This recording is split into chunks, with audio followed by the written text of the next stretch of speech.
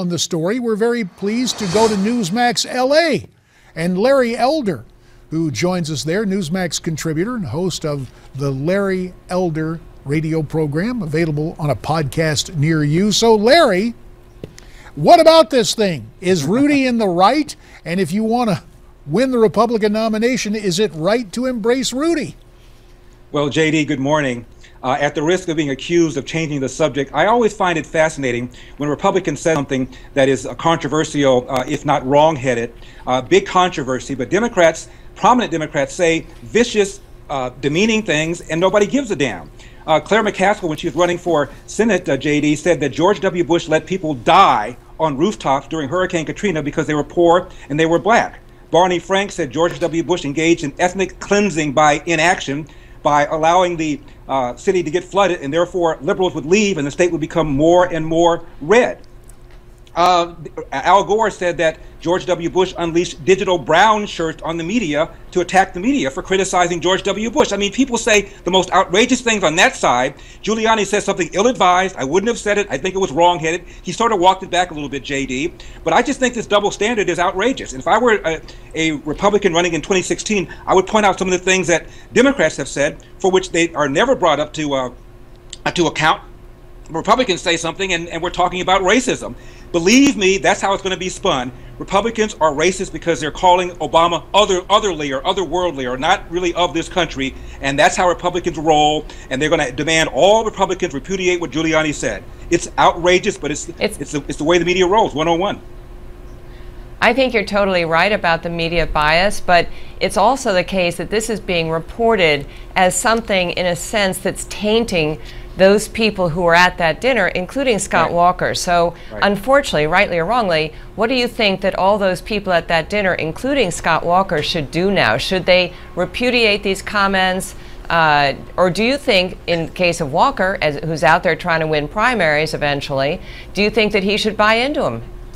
Well, Walker already said something to the effect of, I want anybody's support who loves America, and he's not going to comment on what Giuliani said, and I don't see any reason why he ought to comment on it. One more time, why is it when Republicans say something, everybody's got to respond to it?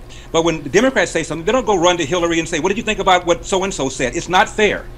Yeah, the clear and ever-present double standard is a sad reality, be that as it may. Gives us a subject to talk about, Larry. Now, you mentioned Scott Walker. It is worth noting that predictably the Wisconsin Democrats are saying, Governor, you got to respond to what Mayor Giuliani said. So here is what Scott Walker said yesterday on CNBC's Squawk Box. The mayor can speak for himself. I'm not going to comment on what the president thinks or not. He can speak for himself as well. I'll tell you, I love America, and I think there are plenty of people, Democrat, Republican, Independent, everywhere in between, who love this country. So love of country, not a bad place to go, huh, Larry? JD, I think that's a perfectly legitimate response. This ultimately is going to melt away. It's not a major storm. I will remind people that Howard Dean, the former chair of the DNC, once said about a presidential contest, this is a matter between good and evil, and we're the good. Did anybody ask whether or not Howard Dean thinks Republicans are evil? Did they ask the other Democratic candidates whether or not they want to repudiate what Howard Dean said? They don't do that with us. They do that with them. It's not fair.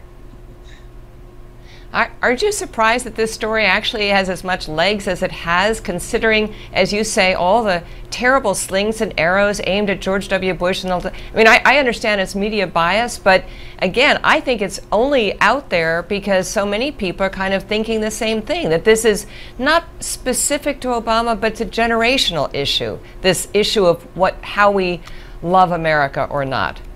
Well, Liz, I think what's interesting is the person who said it, Giuliani.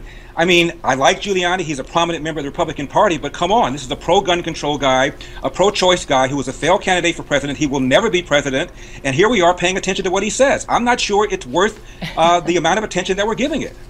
Well, mindful, and we spoke earlier about the double standard, so let me posit this theory of what happens. It goes beyond a double standard, and really even more than media bias, Liz, it goes to media boosterism.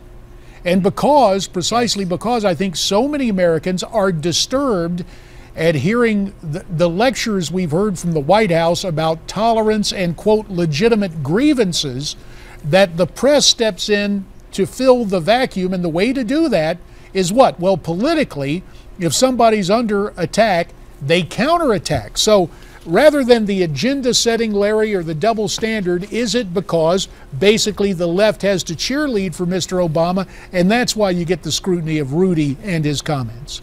Oh, absolutely, the left is cheerleading. And so any comment like that is going to be taken, batter Republicans with. And again, the implication is that somehow Republicans don't believe Obama really is of America, that he really is something different, i.e., the Republicans are just, if not racist, racially insensitive. That's the mantra, that's the narrative, and that's what Giuliani's comment fed into. And it was, I said, a wrong-headed comment. He shouldn't have said it. And in my opinion, JD, he has walked it back. He says, I don't dispute Obama's patriotism for his country. I just think if he spent as much time criticizing the country, he can't possibly respect it as much as we do. So he kind of walked it back. If I were Giuliani, I would say, I am sorry. I should not have said he doesn't love America. I'm not a shrink. I've never interviewed him. I've never psychoanalyzed him. I shouldn't have said it. I was wrong. That's what I would say if I were Giuliani, and let's move on. And speaking of moving on, later on this very program, we'll have a special preview of the new biblical mini-series entitled A.D. The Bible Continues. Larry Elder, you conducted an interview with Mark Burnett, the producer of that documentary, yes. So we look forward to that. Thanks for checking in from Newsmax LA.